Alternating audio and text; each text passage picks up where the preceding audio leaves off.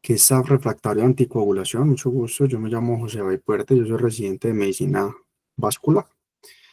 Entonces, ¿cómo se define el síndrome antifosfolipida? Yo creo que este mes ya lo hemos hablado, pues porque es el mes de SAF, pero pues digamos, vale la pena recalcar, es que es un conjunto de manifestaciones clínicas de origen autoinmune que son mediados por diferentes mecanismos, sea trombóticos y o inflamatorios, que van a estar asociados o no a vasculopatía en presencia de anticuerpos antifosfolípidos persistentemente positivos. Sus descripciones vienen desde el siglo XX, más o menos en 1907, el doctor Wassermann, él era un alemán que durante la epidemia de la sífilis, él describe los anticuerpos de Wassermann. Esos anticuerpos consistían en que estos se unían a anticardiolipinas y en ese tiempo se utilizaban para determinar la presencia del treponema pálida, pero se encontraron en múltiples ensayos en tubos aleatorizados y aleatorios que estos anticuerpos se identificaron en personas que no tenían sífilis. Y en 1972 se empezó a observar una asociación de un inhibidor de la coagulación y de aquí se empezaron a dar los primeros reportes que estos llamativamente se asociaban a hemorragias y ahí el nombre del anticoagulante lúpico. En el 83, el doctor Hughes describe digamos, las primeras descripciones de pacientes con anticoagulante lúpico que presentaban trombosis y abortos, y aquí se cuña el nombre de síndrome antifosfolípido, y en esta misma fecha, por medio de las técnicas de ELISA, se identificaron las anticardiolipinas. Esto permitió conocer más la enfermedad y diferentes mecanismos inmunológicos, y en el 99 se realizó el primer consenso con los criterios establecidos, que fue el criterio de Sapporo, y en el 2006 se actualizaron en Sydney, dando un poco más de luz sobre esta entidad. Cuando hablamos de los anticuerpos antifosfolípidos, estos están presentes más o menos entre el 1 y el 5% de la población en general, con una mayor prevalencia entre más edad se tenga. Sin embargo, solo, digamos, un subconjunto de pacientes va a desarrollar un síndrome antifosfolípido. La prevalencia estimada del SAF más o menos se dice que es entre 40 y 50 por 100.000 sujetos, con una incidencia que se estima que son 5 casos por 100.000 sujetos por año. En la literatura se ha escrito una regla, que es la regla de los 20, citada clásicamente, ya que se decía que representaba hasta el 20% de las trombosis venosas profundas no provocadas, el 20% de los accidentes cerebrovasculares en adultos jóvenes eran menores de 50 años, y hasta el 20% de las mujeres con pérdidas fetales recurrentes. Este se va a subdividir en dos grupos, el SAF primario, que también se denomina el síndrome de Hughes por el doctor Hughes, y el SAF secundario, que este se asocia a otras enfermedades autoinmunes. De hecho, se estima que aproximadamente el 50% de los pacientes con síndrome antifosfolípido va a tener una forma secundaria de autoinmunidad principalmente, y la entidad más común asociada es que es el lupus eritematoso sistémico. Y se ha demostrado que hasta el 10% de los pacientes con un SAP primario son diagnosticados con LES en un plazo de aproximadamente 10 años.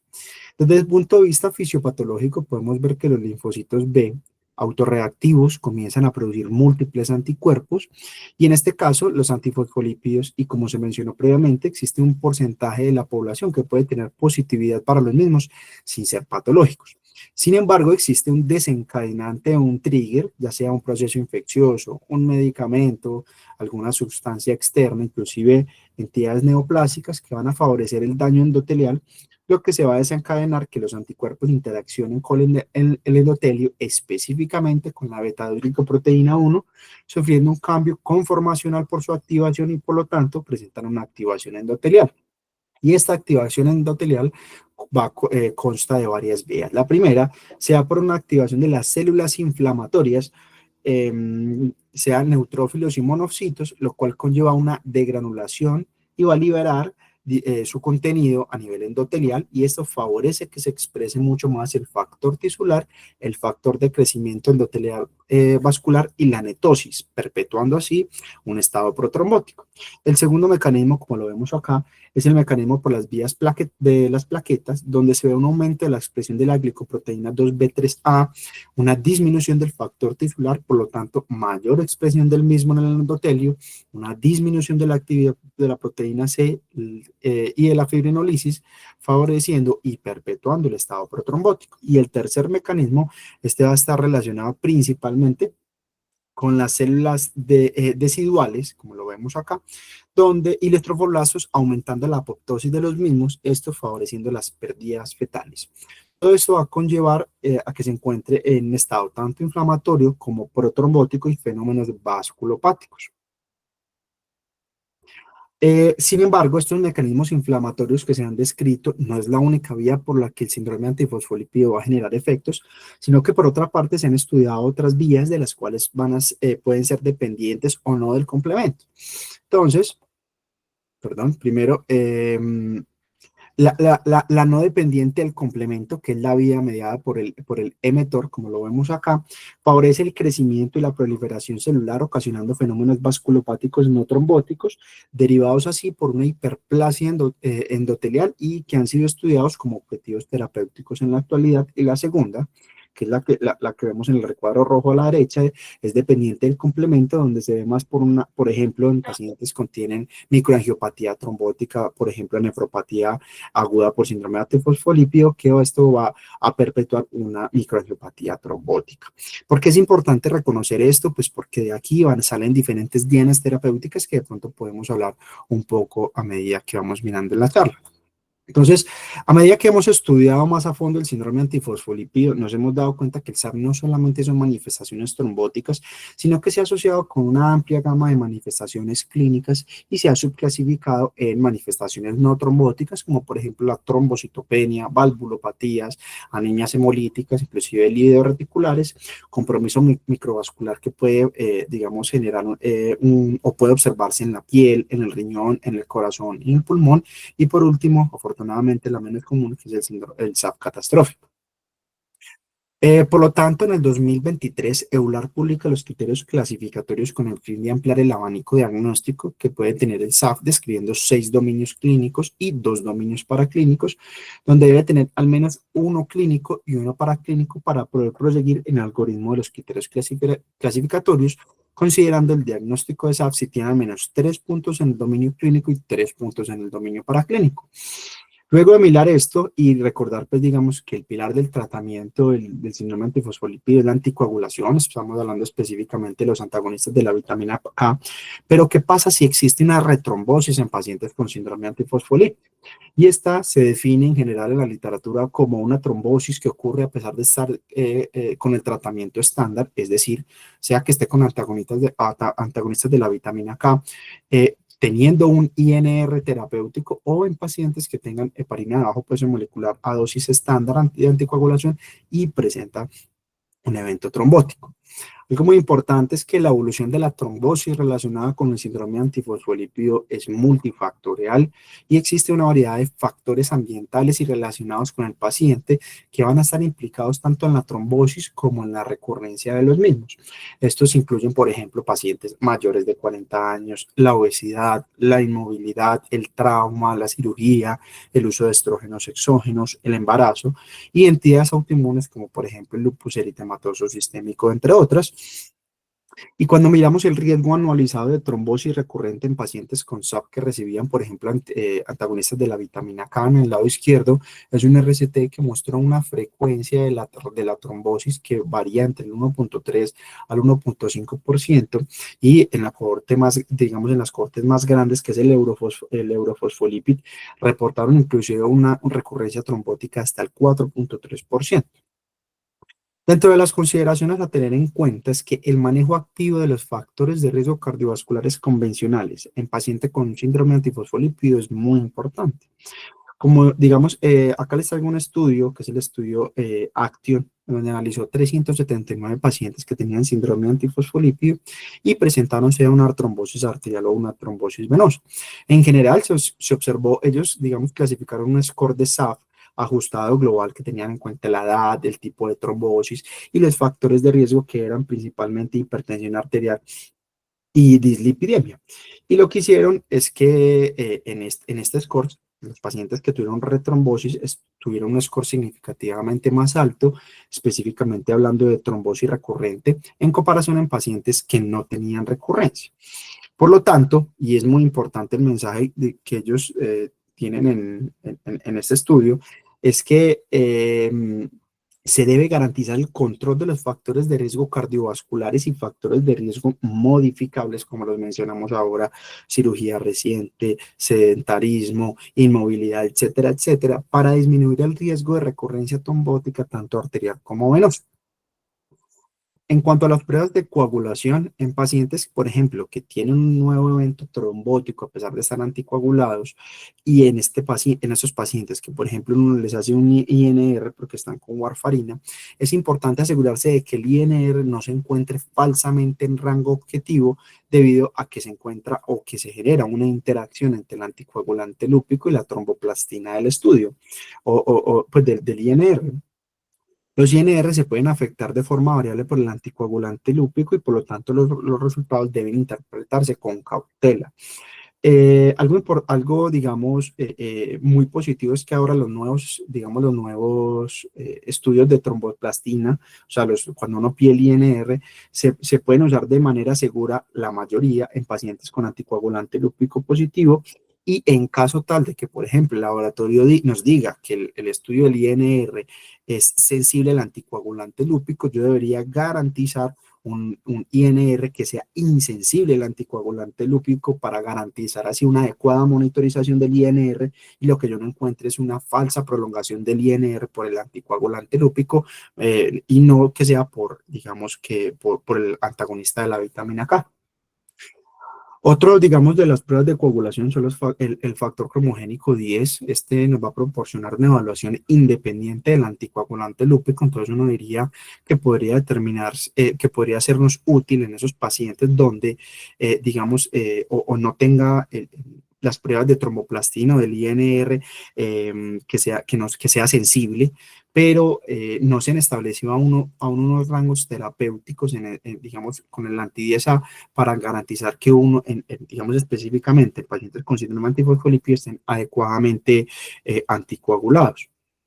Por lo tanto, cuando evaluamos la recurrencia en pacientes con síndrome antifosfolípido, debemos evaluar varias cosas. Uno, se debe realizar primero que todo una confirmación mediante imágenes apropiadas de que hubo una nueva trombosis o que hay una extensión de la trombosis previamente o de la trombosis previa que tenía el paciente. Segundo, se debe realizar una revisión de los resultados del INR antes de la trombosis para evaluar la adherencia del paciente siempre y cuando se tenga, pues digamos, un INR previo. Tercero, verificar que la evaluación del INR del paciente se haya realizado utilizando pruebas de tromboplastina insensibles al anticoagulante lúpico, lo que acabamos de mencionar.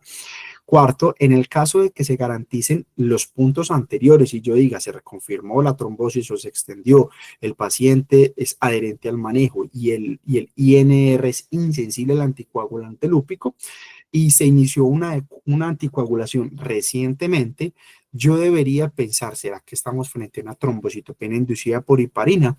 Y si es el caso, si yo la sospecho, debería pedir pues anticuerpos antifactor 4 plaquetario si es que se tiene, y si se produce una retrombosis dentro de los 14 días posteriores, por ejemplo, al inicio del anticoagulante, sumado al punto anterior, deberíamos tener en cuenta factores desencadenantes que podrían favorecer la retrombosis, como por ejemplo la inmovilidad, una cirugía mayor, o factores de riesgo adicionales a la trombosis, por ejemplo, si mi paciente aparte del SAP tiene una neoplasia,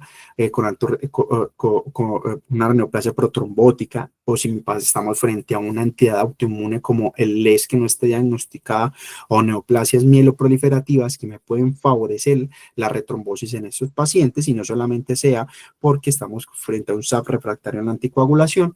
Y por último, considera los factores de riesgo de sangrado. Eso es muy importante, ya que dichos factores podrían limitar la intensidad de la anticoagulación y por lo tanto nos pueden, digamos, limitar en este caso el uso de dosis de anticoagulación. Y luego de determinar estas variables y si definitivamente tengo una retrombosis, perdón, en un paciente que esté tomando antagonistas de la vitamina K con un INR entre 2 o 3, garantice que la prueba de tromboplastina es adecuada, o sea, es insensible al anticoagulante lúpico, lo que se debe realizar es aumentar el rango objetivo con un INR de 3 a 4.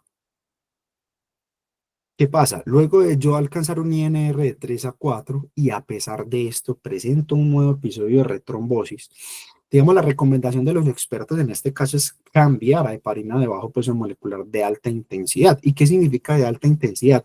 Que se aumente la dosis más o menos entre un 20 a un 33% de la dosis estándar y se debe realizar una reevaluación posterior.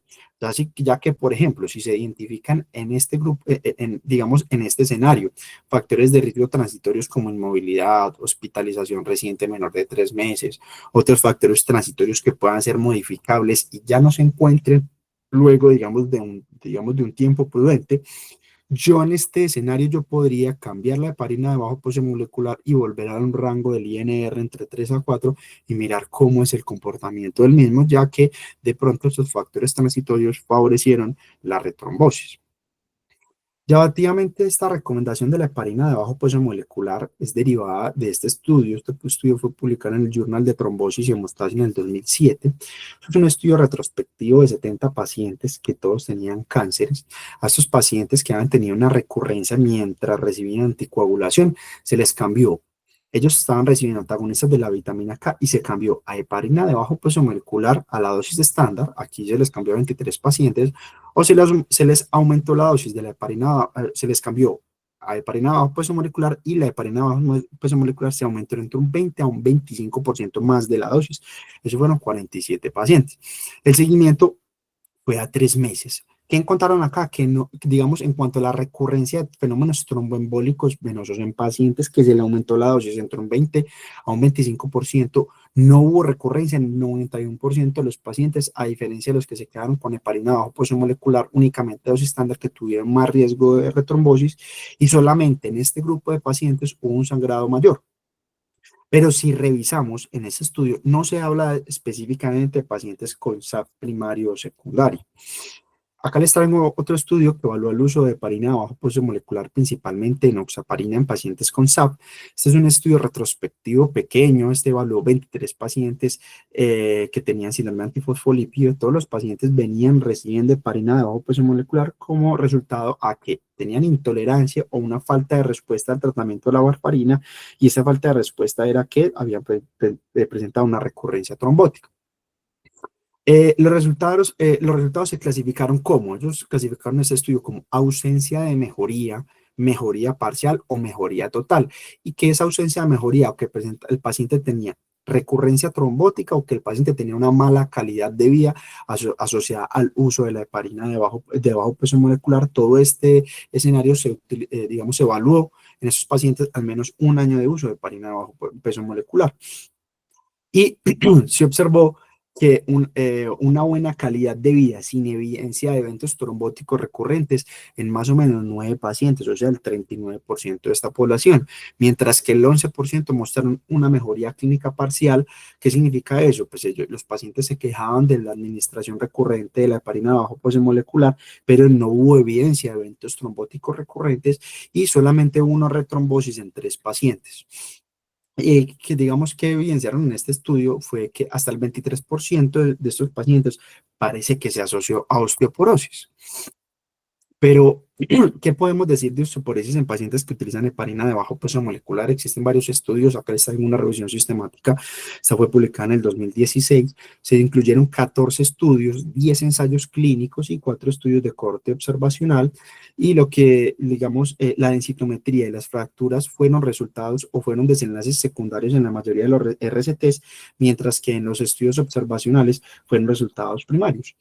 Y la heparina de bajo peso molecular durante 3 a 6 meses no aumentó el riesgo relativo de todas las fracturas a los 6 y a 12 meses, en comparación, por ejemplo, con la heparina no fraccionada, y la heparina de bajo peso molecular o el placebo, como lo vemos en la primera imagen a la izquierda, que es esta, no se encontró aumento estadísticamente significativo en el riesgo de fracturas, y en la imagen de la derecha tampoco a los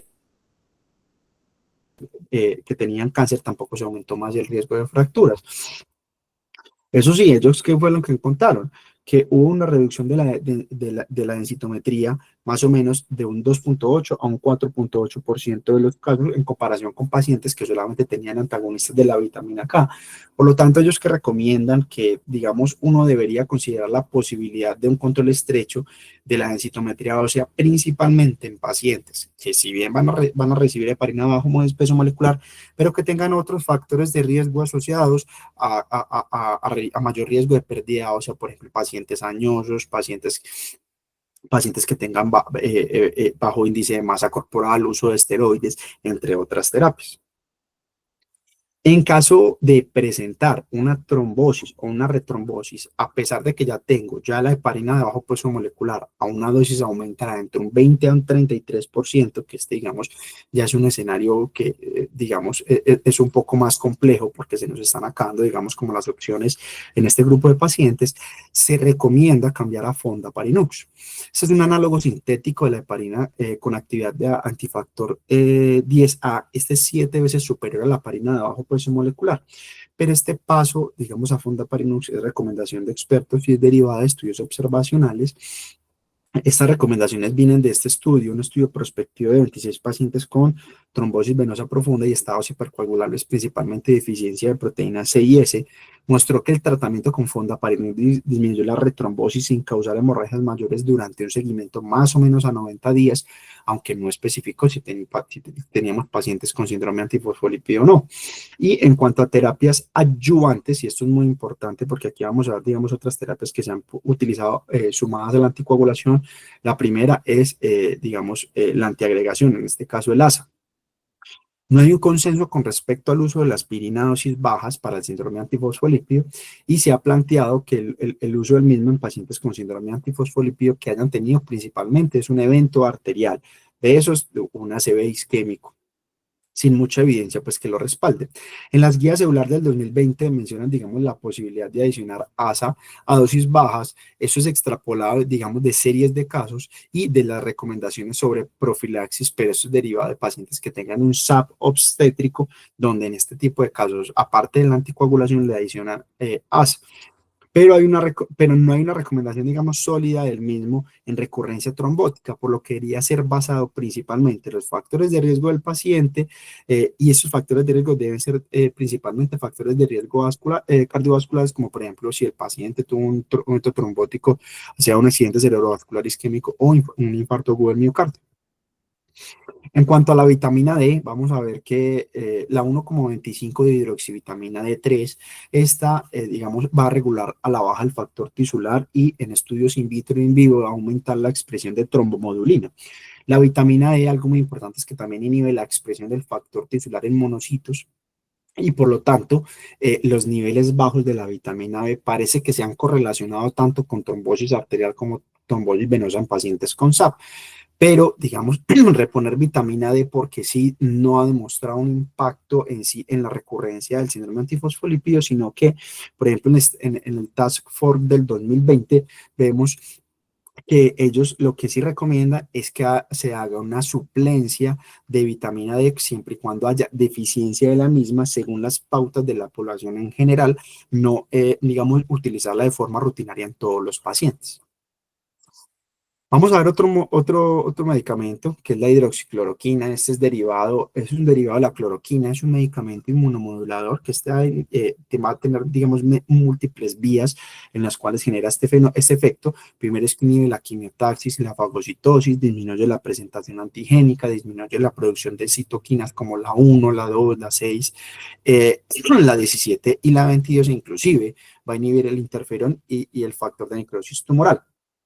Y en estudios en modelos animales y en células endoteliales mejora el estado procoagulante y la función vascular. Algo muy importante es que también modula el óxido nítrico sintasa endotelial, lo que conduce a una mejoría en la producción de óxido nítrico y reduce perdón, el riesgo de trombosis en pacientes principalmente que tienen LES. Y según se informa, reduce los niveles de los anticuerpos antifosfolípidos y la recurrencia de la trombosis, principalmente arterial, en pacientes que tienen SAF y pacientes que tienen LES. Esta es una cohorte que es la cohorte observacional Lumina, que se hablaron 442 pacientes que tenían lupus eritematoso sistémico, y estos pacientes tenían anticuerpos antifosfolípidos positivos. Y parece que en los análisis multivariados sugiere que el uso de hidroxicloroquina podría ser un tromboprotector en estos escenarios.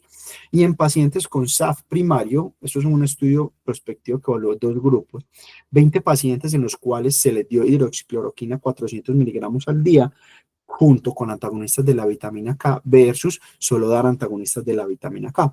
Acá se hizo un seguimiento a 36 meses y se detectaron 6 trombosis venosas recurrentes, más o menos equivaldría a un 30% de la población, en pacientes que recibieron únicamente anticoagulantes, o sea, antagonistas de la vitamina K, y ninguna en pacientes que recibieron anticoagulación, o sea, antagonistas de la vitamina K, sumado a hidroxicloroquina.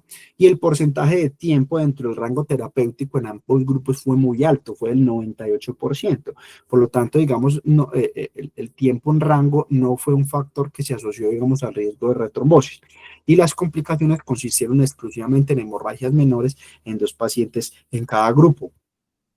Por lo tanto, digamos, la hidroxicloroquina en los pacientes que tienen recurrencia trombótica, pues es un medicamento que puede ser ideal, y principalmente en esos pacientes que, aparte de que tienen síndrome antifosfolípido, tienen lupus eritematoso sistémico.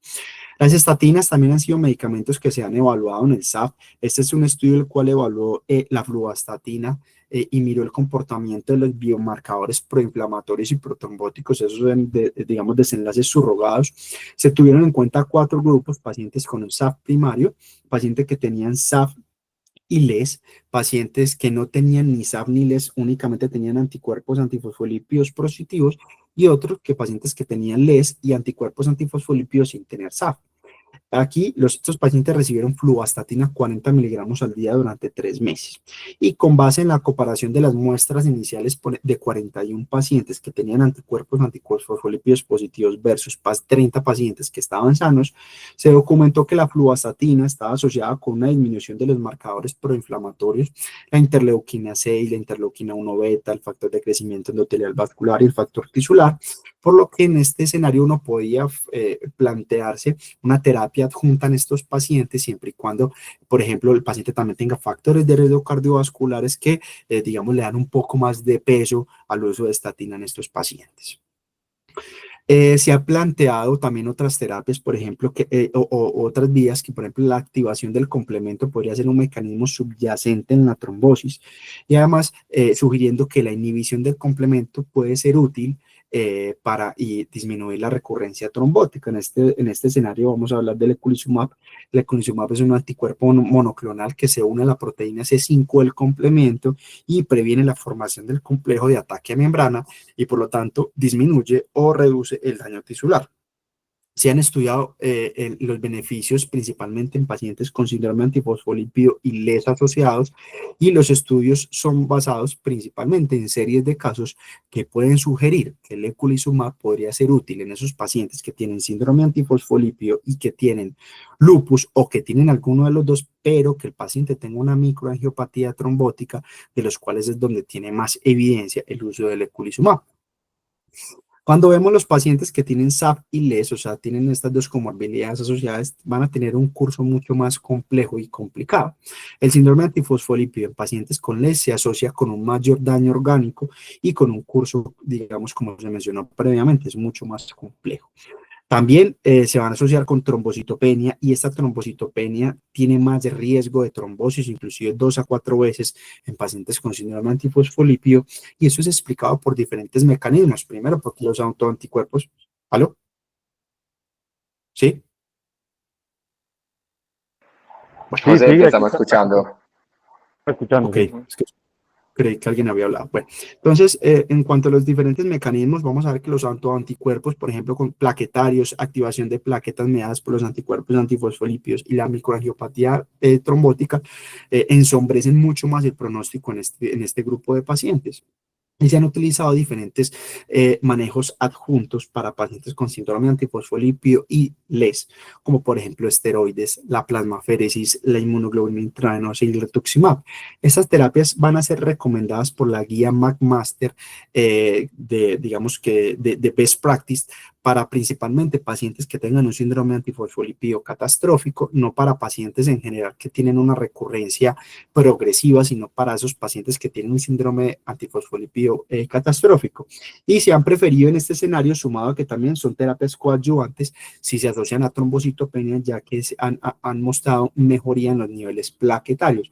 Pero, por ejemplo, si mi paciente persiste haciendo eventos trombóticos recurrentes a pesar del tratamiento instaurado, yo descarto que tenga un síndrome, o digamos en el momento no encuentro un lupus eritematoso sistémico, y el paciente, a pesar de tener fondaparinux, el paciente, digamos, la última línea de anticoagulación, presenta un evento trombótico, yo ya debería abrir mi abanico terapéutico, digamos, apoyarnos en otros grupos interdisciplinarios, por ejemplo, reumatología o hematología, para mirar si este paciente se puede beneficiar inclusive de esteroides o rituximab en este escenario. Y no estoy hablando del síndrome antifosfolípido catastrófico, sino en esos pacientes que tienen esas recurrencias tan altas a pesar de tener, digamos, el cambio de anticoagulación previamente mencionado. Cuando tenemos, digamos, la trombocitopenia per se, ¿qué se recomienda? Heparina de bajo peso molecular, digamos, es preferido sobre la warfarina, principalmente es por su vida media más corta, y digamos, uno podría en estos escenarios utilizarla, aunque digamos la warfarina, lo bueno es que tiene el antídoto reversor que nos podría, en caso de sangrado, pues utilizarlo. La dosis de la heparina de bajo peso molecular que utilizamos acá es la misma que se basa en los estudios de cáncer, aunque falta evidencia de alta calidad, pues la misma que vamos a utilizar. Las guías internacionales, ¿qué nos dicen? En pacientes con eventos tromboembólicos venosos y recuentos plaquetarios por encima de 50.000, yo puedo utilizar la anticoagulación a dosis completas o plenas, pero si mi paciente tiene una trombocitopenia entre 25.000 a 50.000, yo debería dar la mitad de la dosis, y si es menor de 25.000, se debería suspender por el alto riesgo de sangrado que tiene. En otros escenarios y otros expertos, ellos recomiendan que en caso de que se requiera sí o sí dar anticoagulación y yo tengo un conteo plaquetario menor de 25.000, yo debería inclusive reponer las plaquetas para garantizar un conteo plaquetario por encima de 25.000, porque probablemente la vida de nuestro paciente se encuentre en riesgo. En cuanto a la utilización de filtro de vena cava inferior en pacientes con recurrencia trombótica, a pesar del manejo anticoagulante, como vemos en las diferentes guías, ellos plantean, más principalmente estas guías son derivadas de eventos recurrentes en pacientes con cáncer, que uno podría utilizarla siempre, con una recomendación 2A. El problema es que tener en cuenta que esto es extrapolado de pacientes con cáncer. Los datos de los manejos de la tromboembolia recurrente a pesar de la anticoagulación en pacientes que tienen SAF son muy escasos. No hay ensayos clínicos aleatorizados ni datos de cohortes prospectivas que nos ayuden a guiar la práctica clínica. Por lo tanto, hasta el momento no hay una recomendación sólida como tal, y no debería ser una práctica clínica habitual, sino que uno debe individualizar caso por caso para determinar qué paciente podría ser partidario al mismo, qué paciente uno pensaría que podría, digamos, uno utilizar un filtro de vena cava. Principalmente esos pacientes que tienen un TEP recurrente y pacientes que tienen un TEP de alto riesgo, donde darle una injuria miocárdica o una injuria pulmonar podría tener un efecto deleterio, principalmente en mortalidad. En este escenario uno pensaría que podría, digamos, o cabe o tiene cabida el uso de filtro. En general no tienen. Y, digamos, para sintetizar lo mencionado, vemos que pacientes que tienen un síndrome antifosfolípido y sufren un evento trombótico, sea arterial o venoso, iniciamos con un antagonista de la vitamina K, una heparina bajo peso molecular, dependiendo del tipo de paciente. Y vamos a ver si hay una falla o hay una falla en la anticoagulación o hay una recurrencia en la trombosis. A pesar de yo tener INR en meta, se garantice que sea insensible al anticoagulante lúpico, que yo garantice que si haya una retrombosis por imagen. Acá se debería garantizar aumentar el INR para metas entre 3 a 4. Y en caso de una nueva retrombosis, a pesar de yo tener, digamos, las metas de un INR de 3 a 4, yo debería cambiar el anticoagulante a una heparina de bajo peso molecular con una dosis estándar 25% más de la dosis que normalmente se debería utilizar, y sumado a esto ya yo debería mirar digamos, qué otra qué otras opciones terapéuticas adicionales podría incluirla, por ejemplo, una estatina o inclusive una aspirina, la suplencia de la vitamina D, la hidroxicloroquina, y mirar si no estamos frente a, digamos, a entidades conjuntas, como por ejemplo que no tenga un SAF y un LES, del otro de los cuales se beneficie, por ejemplo, de otras terapias como esteroides, etcétera, etcétera. Y, y bien, digamos, algo importante en este orden de ideas es que siempre debemos descartar, si yo le empecé en la anticoagulación reciente, que no estemos frente a una trombocitopenia inducida por heparina, ya que aquí, digamos, nos cambiaría mucho más el manejo. O si, por ejemplo, estamos frente a un SAP catastrófico donde hubo una recurrencia muy temprana del mismo, van a haber terapias como plasmaféresis, esteroides e inmunoglobulina. Y si a pesar de esto ocurre una nueva trombosis y yo tengo la dosis de la heparina bajo peso molecular por encima del 33% de la dosis estándar, ya yo probaría, digamos, como última instancia de anticoagulación, por ejemplo, el Fondaparinux, en caso de persistir la recurrencia trombótica. ¿Qué terapias vienen en un futuro o qué terapias, digamos, se están empezando a estudiar? Por ejemplo, la introducción de depresión de células B totalmente humanizadas, por ejemplo, el ocrelizumab y el ofatumumab, perdón, en combinación, por ejemplo, con el belimumab.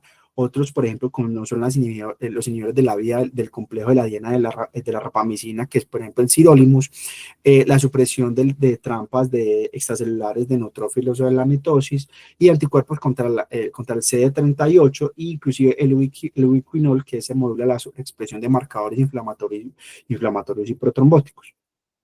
Y para concluir, el SAP refractario, recordar que es una trombosis recurrente que no responde a pesar de anticoagulantes tradicionales, que va a afectar gravemente la salud e inclusive la calidad de vida del paciente. La complejidad del síndrome antifosfolípido refractario requiere enfoques personalizados. Esto no es algo global, sino que es individualizado, ya que no hay un tratamiento global efectivo, sino que debemos individualizar nuestro paciente. Faltan estudios que definan el mejor tratamiento y guías clínicas claras, y se necesita crear estándares y más estudios para definir el tratamiento óptimo en el SAP refractario. Y esto era todo lo que traía el día de hoy. Bueno,